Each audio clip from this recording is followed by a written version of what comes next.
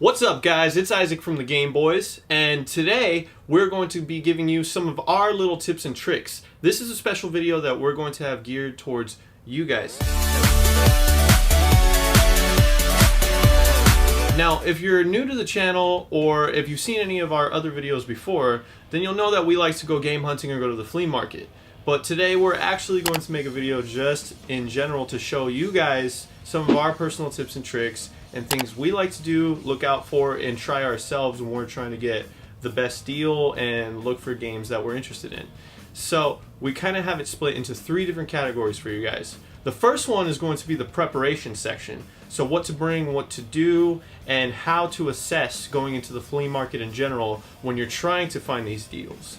And then the second section that we're going to get into is getting in the deal itself. So stuff while you're in action, maybe while you're in a transaction, maybe when you're trying to, I don't know, bargain. And the last part, we're actually just going to talk about good habits to have while game hunting in general, more specifically at the flea market. And you're going to want to stay tuned, because at the end of it, when we get to the good habits section, we're going to have something for free for you guys so you could check out. And it's going to be a lot of help for you guys and just something fun that we could cover too. So again, I'm Isaac and the rest of the Game Boys here. Please check out the video to the end and see what we talk about. Okay guys, we're going to give you some tips now for some preparation and things you should be preparing for before you go to the flea market. First up, you should dress accordingly. So you don't want to appear to the sellers to be too flashy, because they might think you have a load of change in your pocket. But you also don't want to seem like you might not interest them. And one thing I should mention is it might help to wear video game clothes, like video game paraphernalia, like a hat or a shirt. Like for example, I'm wearing the Star Wars shirt right now.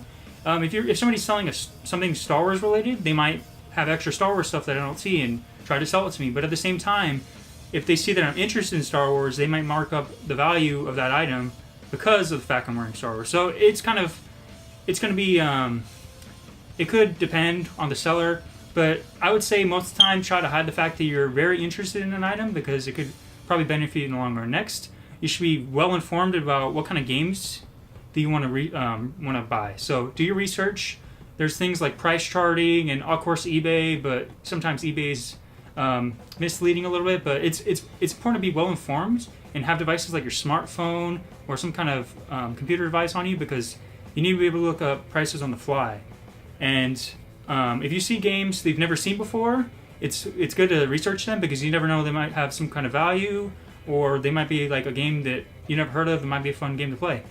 Also, you might want to organize, once you find this information, you might want to organize it in some kind of document, whether it be like a Google Doc or a Word document, because then you can go back to it at a later point.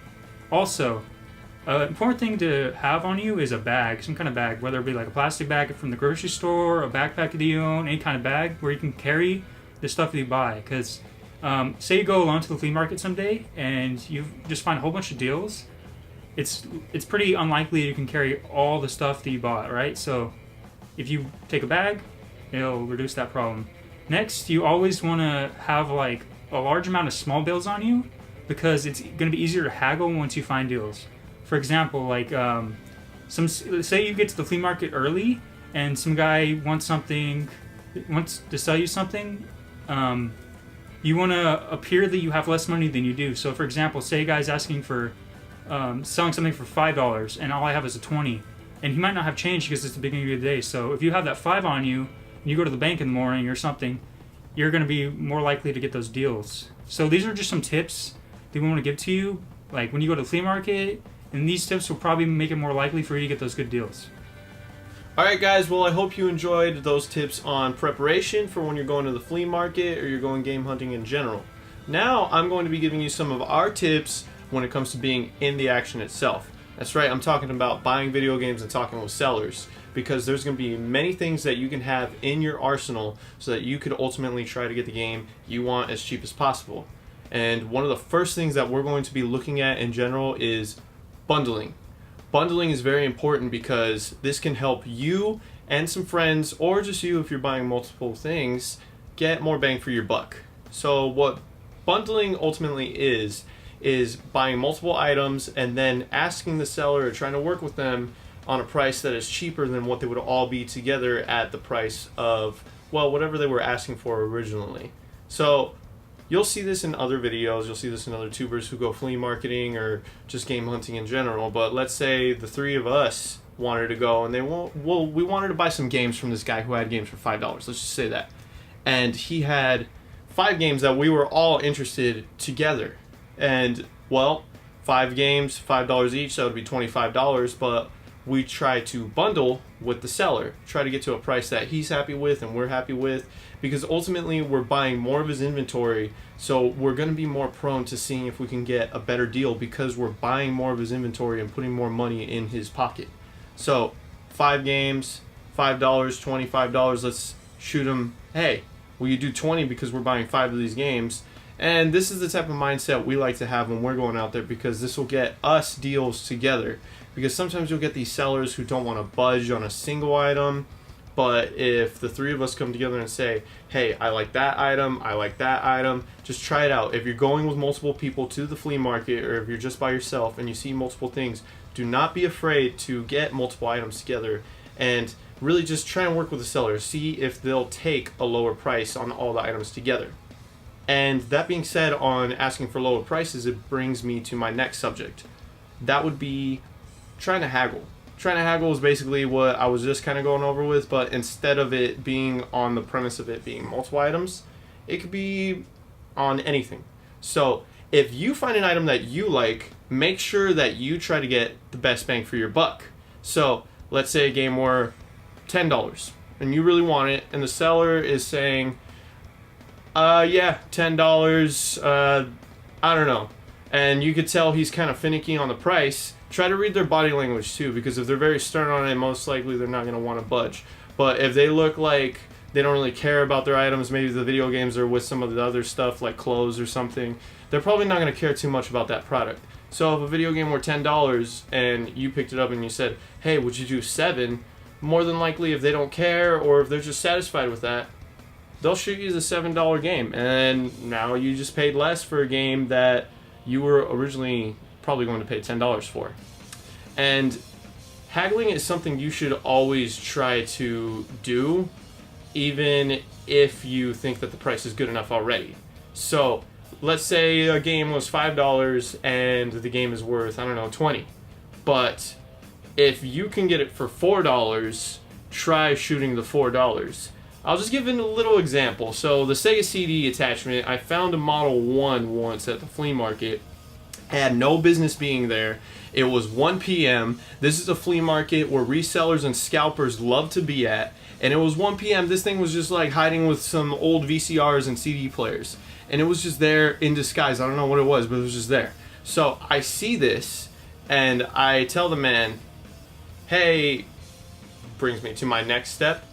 When you're addressing an item, try to keep the names of what you're addressing limited and your excitement low. So instead of saying, whoa, how much is this rare Model 1 Sega CD? I said, how much for the Sega? You know, I try to keep it as simple as possible. He knew what I was talking about, but I didn't make it look as if I knew what I was talking about too much, because I didn't want to make it seem as if though this item was something of a grand magnitude to me, and then he would pick up on that and say, oh, I could possibly milk this guy for some money right now. So after I did that, I did another step that we can get into on this, and that is showing some possible dissatisfaction if you really want to go for it. So if you see something that you like, do not be afraid to take a lap on it, because more often than not, if they see that you're willing to walk away from it, they're going to be imagining money not being in their pocket. So I didn't do this on purpose. This was just that I had no cash on me, so I walked to an ATM. But it did aid in the fact that the man probably thought that, oh, maybe this guy doesn't want the Sega. So I went to the ATM and came back because he said $20 on it. And going back to the thing that I said earlier, always haggle even if it's a good deal.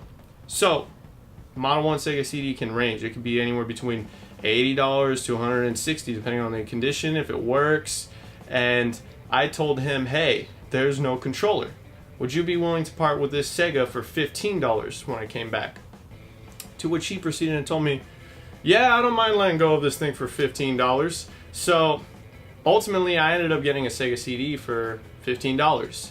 And I was very happy with that one because that was probably one of the rarest things I found at the flea market. But going on to another tip, always make sure that you have some way of checking your value. Now see, when I saw that Sega CD, I wasn't exactly sure what it was. I'm so used to seeing the Model 2. And when I saw it, I was thinking to myself, well, it's connected to a Sega, so it has to be something important, right? So I knew that there was a such thing as a Sega CD, but I didn't think it looked like that at all, because the Sega CD Model 1, if you'll see in any pictures, looks a lot different than the Model 2. So that being, I looked into it on the internet, and Model 1 worth quite a bit more than the Model 2, I'll tell you that much. So always make sure that you have some way that you can reference your prices or possibly go on the internet. But be careful with this, because sellers can pick up on if you're trying to price their items. And if you're trying to price their items on something that they possibly might not know too much about or might be willing to part with cheaper, then they might think that they have something of high volume or price. And they're going to probably pick up on that and say, you know what, maybe I shouldn't be selling this for $20, maybe I should Google this really quick. And all of a sudden, someone's asking you $160 for an item that you would have originally paid $20 or $15 for if you followed the tips correctly. Also, another thing to do just in general, if you see that someone has games or they're pulling items out of their truck or car, just always ask if they have more games, because if you're walking around the flea market and you see that someone's pulling out items, sometimes you'll see that, hey, this guy's not set up yet. Might as well ask if they have games in their car. Might as well see if they have more games than the ones that they already just sold to me or the guy who just walked away. Because these things can go a long way in you getting a deal that no one else was able to spot. So these were some of the tips on staying in action and being able to get the most bang for your buck. And I hope you guys take them to heart, because these things have saved us a lot of money. Alright, so as I just went over on tips that you should do while in action, and I'm actually going to go over some really good habits that you should do every single time you go to the flea market. The first one is actually going to be going often. There's going to be times where you're not going to find anything. More often than not, we go to the flea market every single week and we hardly ever upload footage on it. It's not because we are lazy or whatever. It's just most of the times, being game hunters, we take more L's than not. Most of the times it's a bust. We don't get anything. So make it a habit to go often, because that's the only way you can actually find things. Don't get bummed if you don't find anything. Don't let it affect you. Just keep going. Go the next week. Go the next week. You know, for us, we're good at staying motivated and staying excited for it. We always tell each other, ask each other what we want to find going into it. So psychologically, I guess it makes us like, oh, hopefully I'm going to find that Ocarina of Time for $1 or something like that for the Nintendo 64. And another thing is go early. A tip that I really have is you either go really, really, really early or you go really, really late. In between, it's kind of hit or miss, because if you go in between, it's still not really, really late, but you're going to show up after everybody's picked everything up. So that's one of the things. If you go really early, you're going to be one of the first people to see everything. If you go really late, everything's going to already be picked out, but you do have the advantage of being able to haggle a lot more. People don't want to leave the flea market with a lot of the stuff that they have. They will prefer to leave with money in their pockets versus what they want to sell. So you actually could use that as leverage to haggle more. In between, it's kind of hit or miss, because you show up in between not having enough games because everyone's picked them out, and you don't have that leverage of being able to haggle because it's almost the end of the day. And then another thing to look out for, it's like not really a habitual thing, it's moving on to another thing. It's talking about resellers. If you show up really early in the morning, you're going to have a lot of resellers or a lot of other hunters that you're competing with. I would say make friends with them if you can. Most of the time, the ones actually in our area don't seem too friendly, because most of them, I think, from what we imagine, they look like resellers themselves. So tips to look out for resellers: they usually carry backpacks, and they arrive really early in the morning. Whenever we go early in the morning, we always see people who have backpacks, and you could tell that they're on the hunt. It's just like the look that they have in their eyes and the way they run, the way they walk. It's almost like a run, but it's not. But they're on it, and they're really aggressive, so you shouldn't be afraid of being aggressive yourself. If you spot one at a booth, the best thing I would say is to skip that booth completely. Because there's been instances where we see some guy who's a reseller, he has a backpack, you know, the whole 9 yards, and he's looking at games, and we walk up to the booth right next to him, or that same booth, we walk up right next to him, and we look at all the games that he's picking through. And all we're essentially doing is just standing there, watching him catch a slip. He just picks out all the rare, expensive games. He asks the guy, how much for this game? How much for all these? And the vendor's like $2. And then we're just sitting there like, oh, damn. And essentially, instead of us skipping that booth and potentially finding our own deals, we literally just watched some guy steal our deals. Well, could have been our deals at least. So those are tips I could have on watching out for resellers and just good habits to have in general. And I mean, if you enjoyed the content, make sure to like and subscribe to the video. And also, if you want to have all this information handy while you're actually at the flea market, we're going to do like a handy pocket checklist you could do for the preparation, like while you're there, and good habits. So you can keep in your pocket, or you can download it as a PDF, keep in your phone, iBooks, or a PDF viewer on Android, the equivalent. So then you can just pull out your phone and look through these tips while you're actually at the flea market and not having to watch a video while you're there. So there'll be a link in the description if you wanted to go ahead and download that. And other than that, hope you guys appreciated our tips. Peace.